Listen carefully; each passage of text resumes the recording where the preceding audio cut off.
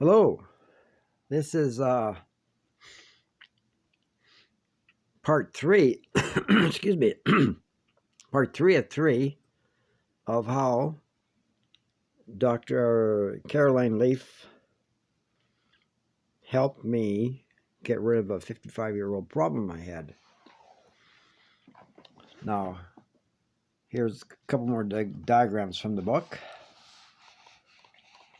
This is the magic trees of the mind. Golgi stain. And then another one here.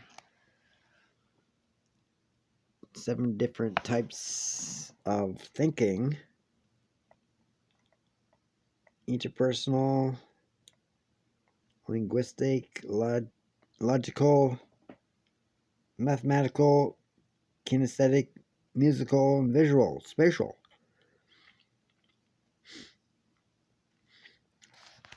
Here's the cover of the book.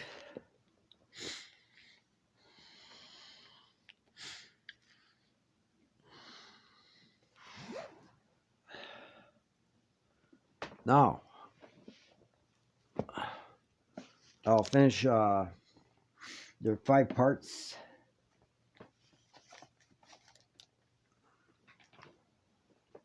5 steps of the process from the last video. I think I did part 3, but I'll do part 3 again. Step 3, I mean, and step 4 and 5.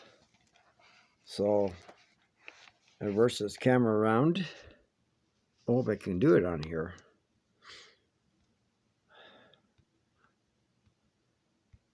Oh, I can't reverse the camera when it's playing here. Oh, shoot. I should have done that first. Okay. Well, I'll just look at this book here and I'll read it. Step 3 is right. Question 1. What does writing do to help my detoxing? It consolidates the memory and adds clarity to what I have been thinking about. It helps better see the area needing to be detoxed by seeing my thoughts in a visual way. It is more deep intellectual thinking, activating the prefrontal cortex just above my eyebrows in a positive way, producing increased concentration, attention, and connections within nerve networks. Results in interactive mindfulness, increases the awareness of my thoughts. Question 2.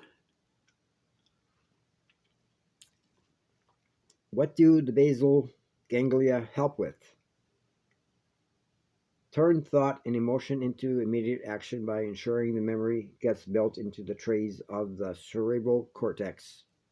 Helps the thought process flow smoothly in order to evaluate my options easier. Helps me write down the information I have just understood with the aid of the cerebellum.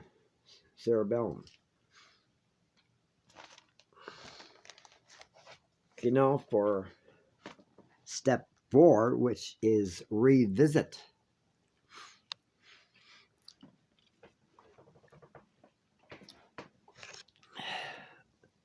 And question 1 is, how can thoughts be redesigned? By choosing not to be a victim and hold on to grudge-like attitudes or fantasize about revenge-like attitudes. There is a very good reason, excuse me, there is a very good reason some people do what they do. I must watch and analyze my thoughts constantly and prevent slipping up and having an unbridled tongue. Ask God, etc., to force my mouth shut during the appropriate times, like lockjaw. Yeah, I think I did do that in the second part video. Question 2. What is the main purpose of self reflection to reevaluate the toxicity levels and then plan a positive way out by thinking deeply and applying all the keys, such as verses like Matthew 6:25, which instructs us not to worry about tomorrow.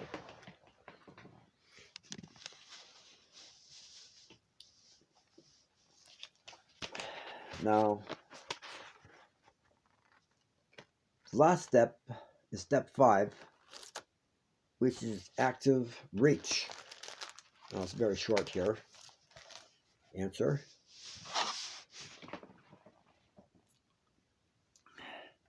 And question 1 is, what is the power of the doing nature of this active reach step? It unglues and destroys the branches from my thought trees. Steps 1 to 4 loosens and weakens the branches. This gives me faith to reach with success and forgive. Remember James 2:20.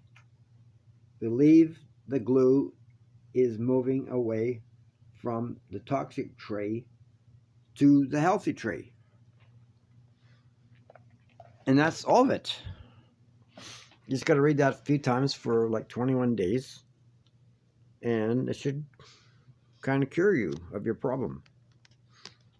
Of course, it works better for some problems, better than others. So I'm going to apply it to some other ones. But I also want to mention I'm going to be making more videos of various things. I got notes, all over the place. Stuff I've read and jotted down. I get insights and aha moments.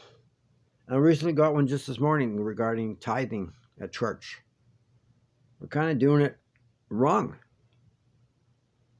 Well, I used to tithe. We'll talk a little bit something first. I used to tithe at church, and I thought I was giving 10%, but actually I wasn't. Because I wasn't including my rental income, which is only $459 a month. I was supposed to include $45.90. So I wasn't tithing 10%, so no wonder I didn't get nothing in return. It's kind of like God, if you don't give 10% or more, he doesn't want to deal with it. It's kind of like an investor, someone wants investors. You might say, I won't accept anything less than $10 because it's not worth it, right? So God is kind of like that.